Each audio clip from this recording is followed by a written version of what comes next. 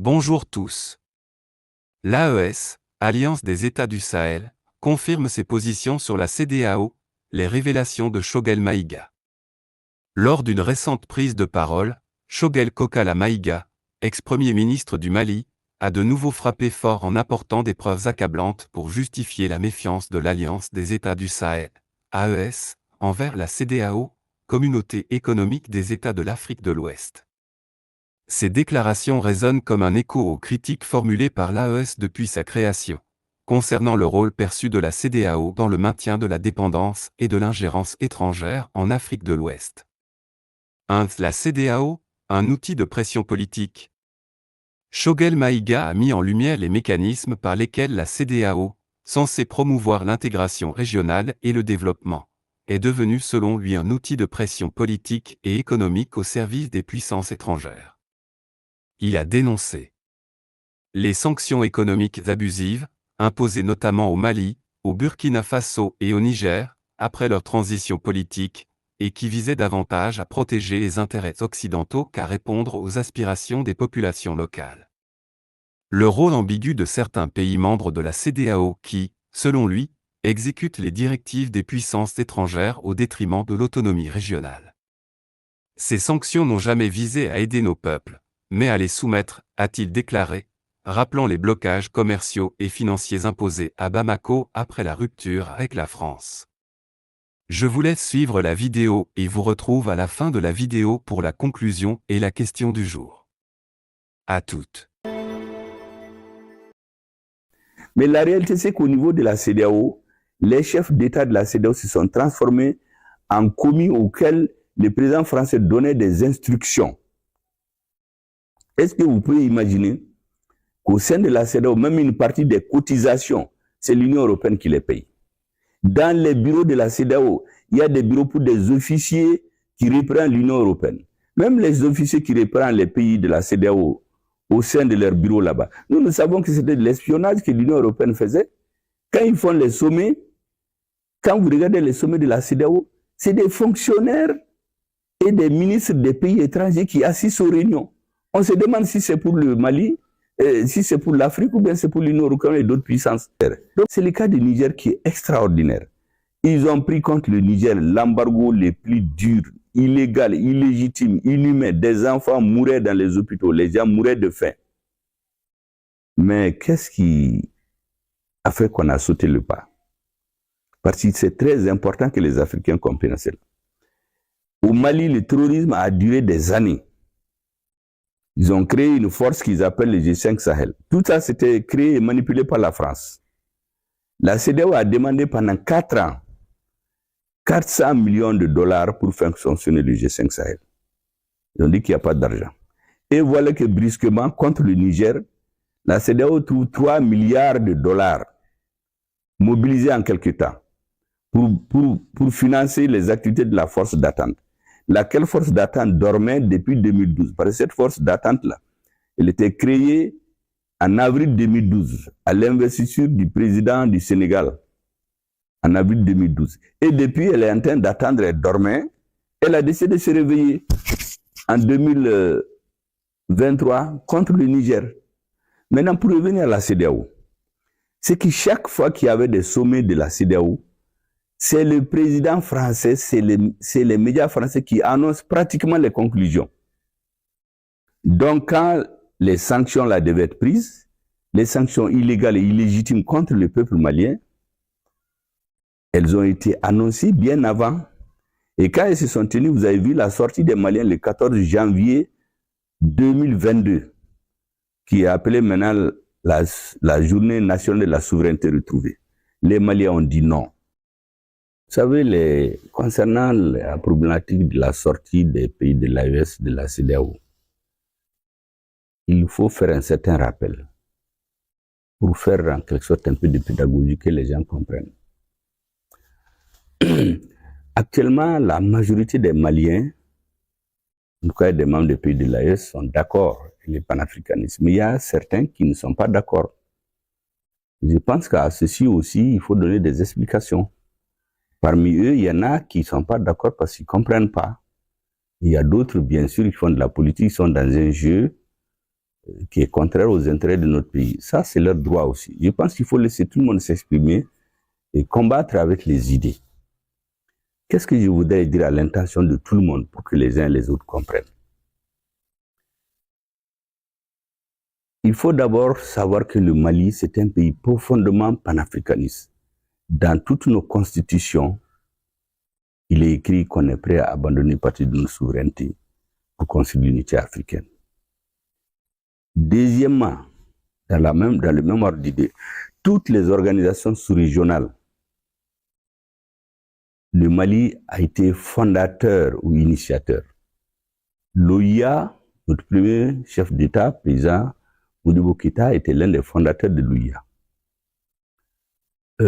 Les organisations qui sont venues plus tard, comme la CENSAD, la CEDEAO et d'autres organisations, le président Moussa Traoré était à la fondation, il était l'un des initiateurs. Spécifiquement concernant le cas de la CEDEAO. Vous savez que la naissance de la CEDEAO, l'idée a germé en République du Mali, lorsque le président de la République fédérale du Nigeria, le général Yakubu Gowon, a fait une visite en République du Mali. C'est à l'issue de ces échanges avec le président Moussa Traoré qu'ils ont estimé que les barrières entre les pays africains de l'Ouest, les barrières linguistiques, les frontières, tout ça, c'est le colonisateur qui a décidé. Donc, il faut trouver un moyen pour que les Africains développent entre eux les relations économiques, au-delà de ces considérations politiques ou de divergences idéologiques. Cette idée a été partagée avec les autres chefs d'État qui étaient majoritairement militaires. Au Niger, c'est Nkounté. À l'actuel Burkina, c'était Samuel Lamizana et d'autres chefs d'État. Donc, les militaires ont fait le lobbying auprès des chefs d'État africains. Et lorsque la majorité a partagé cette idée, ils ont décidé de fonder la CEDEAO au Togo. C'est le président Yadema qui a présidé la séance fondatrice de la CEDEAO. Donc le Mali est mal placé pour casser une union qu'elle a contribué à créer. Mais de quoi il s'agit? C'est qu'à partir des années 90, dans la foulée de ce qu'on appelle la démocratisation, j'ai expliqué plusieurs fois aux Africains que cette question de démocratie a été imposée en Afrique comme une camisole de force qu'on est venu nous mettre. C'est pourquoi vous aurez constaté que tous les pays francophones dans lesquels on a changé les régimes politiques à partir de cette conférence de la Bolivie de la démocratisation, dans tous ces pays sans exception, on a assisté à la destruction de l'armée, à la destruction des articulations des systèmes éducatifs, à des guerres civiles et des coups d'État à répétition. Le Congo, le Rwanda, le Burundi, le Tchad, l'Algérie, le Mali, le Burkina Faso, la Côte d'Ivoire, il n'y a aucune exception. Les seuls pays où il y a un semblant de stabilité, c'est les pays où ils n'ont pas pu changer les régimes politiques. Donc ce n'était pas une question de démocratie. Mais on a travaillé les mentalités des gens au point qu'ils nous font avaler ce qu'ils veulent. Donc à partir des années 90, ils sont arrivés à faire passer à la CEDEAO l'idée selon laquelle on fait maintenant de la politique. Quand un régime politique change, il faut prendre des changes suivant ce qu'ils appellent les voies non constitutionnelles. Il faut prendre des sanctions contre ce pays. Mais même dans ces sanctions, il n'y avait pas cette question d'embargo. Ça n'a jamais été prévu dans les textes de la CEDEAO. Malgré tout, qu'est-ce qu'on a constaté? En 2021, la CEDEAO ici est allée de violation en violation. D'abord, quand il y a eu le changement du régime le 18 août 2020 au Mali. Est-ce que vous savez que ce n'est pas la conférence d'État, des chefs d'État de la CEDEAO qui peut sanctionner un pays, mais c'est le président de la commission, un fonctionnaire, qui décide de sanctionner un État souverain qui est le Mali, après le changement de régime du 18 août 2020. Mais cela ne l'a pas suffi. Quand il y a eu, on a fait la rectification. Quand la France a décidé de nous mettre à genoux, la CEDEAO a été mise en plein là-dedans pour jouer leur jeu. Le représentant de la CEDEAO ici a commencé à démarcher certains responsables politiques, la classe politique, pour les pousser à refuser tout accord avec le gouvernement de transition. Nous l'avons suivi. Lorsque nous avons eu tous les éléments, nous avons demandé à la CEDEAO de changer le représentant parce qu'il est en train de se livrer à des activités incompatibles avec sa mission officielle. Ils ont fait traîner pendant 1 mois dans l'espoir de renverser le régime. Parce qu'ils faisaient croire aux hommes politiques qu'il ne faut pas qu'il y ait un accord parce que si les Maliens s'entendent, la CEDEAO serait mal fondée pour prendre des sanctions. Lorsque nous avons vu leur mauvaise foi, nous l'avons renvoyé, on l'a déclaré personne non grata. Il y a des ambassadeurs qui se sont émis, qui sont même venus chez moi. Il y a un ambassadeur qui est venu faire l'avocat pour lui. Cet ambassadeur-là, je lui ai dit que ce représentant de la CEDEAO s'occupe des activités incompatibles avec sa mission officielle. Et il n'est pas seul. Je l'ai mis en garde, cet ambassadeur-là. Après, j'ai donné des consignes qu'il fallait au ministre qu'il faut pour le convoquer et le mettre en garde. Il a été renvoyé après, vous le savez tous. Parce qu'il a commencé avec son chef d'État à s'ingérer de façon flagrante dans nos affaires intérieures. Maintenant, pour revenir à la CEDEAO, c'est que chaque fois qu'il y avait des sommets de la CEDEAO, c'est le président français, c'est les médias français qui annoncent pratiquement les conclusions.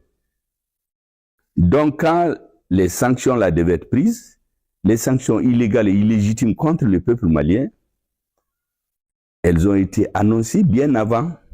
Et quand elles se sont tenues, vous avez vu la sortie des Maliens le 14 janvier 2022, qui est appelée maintenant la journée nationale de la souveraineté retrouvée. Les Maliens ont dit non. Et qu'est-ce que nous avons constaté? La CEDEAO a commencé à violer ses propres règles. D'abord, quand ils ont pris l'embargo, comme c'est illégal et illégitime, ils se sont précipités pour manipuler et faire endosser ça à l'Union africaine. La France a intervenu pour faire adopter ça à l'Union européenne. Mais quand ils sont allés à l'ONU, par 2 fois, la Russie et la Chine ont posé leur veto parce que c'est illégal. Parce que les pays sans littoral comme le Mali, il n'y a aucun texte de la CEDEAO qui autorise cet embargo. D'abord, les textes de la CEDEAO, les règlements et les statuts de la Banque centrale interdisent cet embargo financier qu'ils ont fait contre notre pays. L'UEMOA, la même chose. D'ailleurs, nous avons pris des avocats à la Cour de justice de l'UEMOA. Le Mali a gagné son procès. Mais les chefs d'État ont refusé d'appliquer. Bon, vous voulez faire la loi dans un pays, vous violez vos propres lois. Deuxièmement, il y a ce qu'on appelle la Convention des Nations Unies sur les pays sans littoral, que le Mali a ratifiée en 1987, qui interdit formellement un embargo contre un pays sans littoral. Donc, de violation en violation, leur objectif, c'était rentrer dans un système de rapport de force pour renverser le gouvernement malien. Donc, nous avons compris que finalement, la CEDEAO a quitté sa vocation d'organisation économique et financière pour devenir une organisation politique manipulée par des présidents extra-africains. Nous avons fait les mises en garde nécessaires. Ils n'ont pas compris. Ils ont pris ces embargos contre le Mali. Ils sont allés jusqu'aux Nations Unies, tenir un sommet de la CEDEAO aux Nations Unies, violation sur violation. L'embargo du Mali n'ont pas pu avoir gain de cause. Le Burkina a tenu. Maintenant, le cas du Niger. C'est le cas du Niger qui est extraordinaire. Ils ont pris contre le Niger l'embargo le plus dur, illégal, illégitime, inhumain. Des enfants mouraient dans les hôpitaux, les gens mouraient de faim. Mais qu'est-ce qui a fait qu'on a sauté le pas? Parce que c'est très important que les Africains comprennent cela. Au Mali, le terrorisme a duré des années. Ils ont créé une force qu'ils appellent le G5 Sahel. Tout ça, c'était créé et manipulé par la France. La CEDEAO a demandé pendant 4 ans 400 millions de dollars pour faire fonctionner le G5 Sahel. Ils ont dit qu'il n'y a pas d'argent. Et voilà que brusquement, contre le Niger, la CEDEAO trouve 3 milliards de dollars mobilisés en quelque temps pour financer les activités de la force d'attente. Laquelle force d'attente dormait depuis 2012. Parce que cette force d'attente-là, elle était créée en avril 2012, à l'investiture du président du Sénégal, en avril 2012. Et depuis, elle est en train d'attendre, elle dormait. Elle a décidé de se réveiller en 2023 contre le Niger. Les activités ont continué, les démarches, nous avons téléphoné, on a fait toutes sortes d'interventions. Mais la réalité, c'est qu'au niveau de la CEDEAO, les chefs d'État de la CEDEAO se sont transformés en commis auxquels le président français donnait des instructions. Est-ce que vous pouvez imaginer qu'au sein de la CEDEAO, même une partie des cotisations, c'est l'Union européenne qui les paye. Dans les bureaux de la CEDEAO, il y a des bureaux pour des officiers qui reprennent l'Union européenne. Même les officiers qui reprennent les pays de la CEDEAO au sein de leurs bureaux là-bas. Nous savons que c'était de l'espionnage que l'Union européenne faisait. Quand ils font les sommets, quand vous regardez les sommets de la CEDEAO, c'est des fonctionnaires et des ministres des pays étrangers qui assistent aux réunions. On se demande si c'est pour le Mali, si c'est pour l'Afrique ou bien c'est pour l'Union européenne et d'autres puissances. Donc la CEDEAO n'avait aucune indépendance de décision. Donc les objectifs des pères fondateurs ont été totalement mis au second plan pour faire de la politique politicienne. Cela ne leur a pas suffi. Ils ont trouvé les 3 milliards pour mobiliser une force militaire et agresser le Niger, renverser le régime pour mettre à la tête de ce pays les gens qu'ils voulaient. Mais lorsque le 27 janvier, parce que ça c'est important que les gens comprennent, nous avons eu les preuves qui se sont organisées pour faire une agression militaire contre le Niger et renverser le régime. Mais après le Niger, ça va être le Burkina. Après le Burkina, c'est le Mali. Ils vont tuer dans l'œuf ce sentiment panafricaniste des Africains. Même ceux qui sont sur la ligne vont se décourager après. Mais une force militaire pour venir tuer des Nigériens, non seulement vous avez tué des Nigériens à l'hôpital, maintenant tuer la population pour mettre au pouvoir quelqu'un que vous voulez. Mais nous nous sommes réunis. Le 28, on est sortis ensemble et nous avons mis en garde. Le Mali, le Burkina Faso se sont arrêtés à côté de leurs frères et nous avons mis les pays de la CEDEAO en garde. Celui qui touche au Niger, nous allons considérer qu'il a été en guerre contre nos 3 pays. C'est ce qui les a fait réfléchir. Ils ont voulu entraîner le Tchad dans cette guerre-là, ça n'a pas marché. Nous avons tout analysé. Une guerre physique, agresser le Niger. Mais cette sortie-là, ce n'est pas parce que on a décidé, les présidents de l'AES ne se sont pas levés du jour au lendemain pour sortir. La preuve, c'est que le Mali a fait 2 ans dans ça, le Burkina a fait 1 an ou 2 ans dans ça, mais c'est à la fin, ils ont décidé de passer à une étape supérieure. Imaginez-vous quand il y a eu le changement de régime au Niger, on dit qu'il y a un comité de défense en France. Quand il y a eu le changement de régime dans un autre pays africain, ils disent qu'ils suivent avec attention. Mais ça, c'est quoi ça? Nous avons dit qu'on ne va pas venir nous imposer en utilisant des Africains qui n'ont aucun respect parce que nous connaissons l'histoire. Vous savez, chaque fois que l'Afrique prend des grandes voix, ils interviennent. Vous savez, en Afrique, quand on a créé le grand mouvement panafricaniste, le RDA, c'est à Bamako que c'est né. Quand on veut créer les organisations sous-régionales, les initiatives viennent de Bamako. Nous avons le sens de l'histoire. Parce que tous ces pays de la sous-région sont des entités qui émanent de l'éclatement des grands empires comme le Ghana, le Mali, l'empire Songwe. Par exemple, vous prenez le Dahomey. Ce que les gens ne savent pas, Dahomey c'est un nom Songwe. Dahomey, ça veut dire en Songwe, ça veut dire là où la limite de la terre. Tout le nord du Bénin, là, le Dendi, là, ça c'est l'appellation Songwe, c'est l'Est, ça veut dire en Songwe. Les Burkina, quand vous prenez par exemple le mot Burkina, c'est un mot certes moré, mais c'est un mot Songwe. Burkina, ça veut dire un homme intègre en Songwe. Donc toutes ces entités-là, c'est les mêmes entités géographiques. C'est les colonisateurs qui nous ont divisés. Le Niger, à la veille de l'indépendance, il y a une partie du Mali qui a failli aller au Niger. Moi, j'étais à la mosquée d'Agadez en 2023. Elle a été construite vers les années 1450-1500. Mais cette mosquée-là, c'est Askia Mohamed qui l'a construite. Ça veut dire qu'on est les mêmes peuples. Et nous, au Mali, on a le sens de l'histoire dans tout ce que nous faisons. C'est pourquoi nous patientons, nous observons, mais il y a des limites.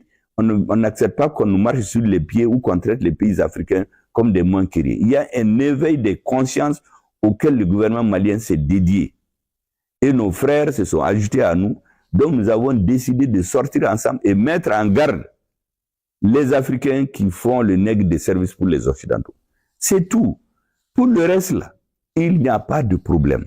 Nous avons dit à tous nos frères africains, laissez-nous tranquilles. On laisse chaque pays choisir sa voie de développement comme il veut. Ne nous laissez pas instrumentaliser pour être dans des jeux géopolitiques, géostratégiques d'autres pays. Les conflits entre les grandes puissances, là, vraiment, c'est pas notre... On cherche à régler nos problèmes. Et nous avons dit que l'AES peut travailler avec la CEDEAO. Le fait qu'on fait notre alliance, ça ne veut pas dire qu'on ne veut pas travailler avec la CEDEAO. Le panafricanisme peut continuer. La preuve, c'est que récemment, quand le président du Ghana a été élu, il a invité les présidents de la CEDEAO, de l'AES qui sont partis. Le président du Burkina Faso est parti. Les autres présidents ont envoyé les premiers ministres. Donc, vraiment, il n'y a aucun problème. Ceux qui sont en train de dire, ah oui, si on sort de la CEDEAO, on va être ceci, on va être cela. Mais on existait avant la CEDEAO. Et il n'y aura aucun problème. Maintenant, on veut faire peur aux gens comme si c'est la fin du monde. Il y aura des difficultés, mais c'est dans les difficultés qu'une nation se forge. Les facilités. Nous faire peur à cause des difficultés là, c'est une façon de nous entretenir dans l'esclavage mental et intellectuel. Nous n'allons pas l'accepter. Donc, coopération, vive la coopération entre l'AES et les pays de la CEDEAO, mais non à une désintégration de l'AES pour aller intégrer une organisation soumise aux instructions et aux injonctions des pays étrangers. Comme je vous l'ai dit, la CEDEAO n'était plus dans son rôle. Et même ils le reconnaissent maintenant, mais c'est trop tard. Nous, on ne peut plus venir nous battre tout le temps parce que là-bas, il faut un consensus. Ils vont toujours démarcher les gens, ils vont venir en réunion, mettre en minorité, imposer leur volonté. On n'est pas dans ça. Qu'on nous laisse en paix, on va travailler comme des amis. Chacun travaille dans son pays. Le terrorisme était au Mali. Au début, on disait que c'est le Mali. On a créé la force d'attente là pour lutter contre le terrorisme au Mali en 2013. Le terrorisme était confiné au nord du Mali, mais après, ça a regagné le Burkina, le Niger. Maintenant, c'est le Bénin.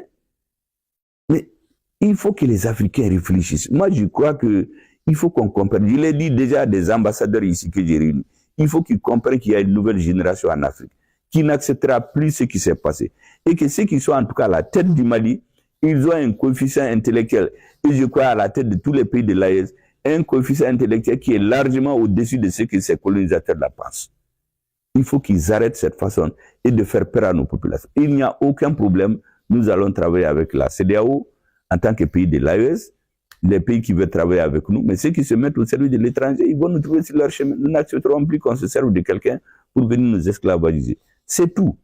En conclusion, face à ces constats, Choguel Maïga a réaffirmé que la création de l'Alliance des États du Sahel, AES, n'était pas un acte de division, mais bien une réponse nécessaire à la faillite de la CEDEAO. Selon lui, l'AES incarne une vision panafricaine axée sur la souveraineté, la solidarité entre les peuples et la libération des ingérences étrangères. Il a salué les succès de l'AES dans ses premières années. La coopération militaire renforcée entre le Mali, le Burkina Faso et le Niger pour sécuriser leur territoire contre le terrorisme. La volonté de développer une économie intégrée, orientée vers la transformation locale des matières premières et l'émancipation des modèles économiques occidentaux. L'AES est la voie de l'avenir. Nous ne pouvons plus compter sur des organisations qui travaillent contre nous, a-t-il martelé. C'est tout pour aujourd'hui. Notre question du jour est: la CEDEAO a-t-elle trahi l'Afrique de l'Ouest au profit des puissances étrangères? Laissez-nous vos commentaires en bas, ne manquez pas de vous abonner et de partager la vidéo. Merci et à la prochaine.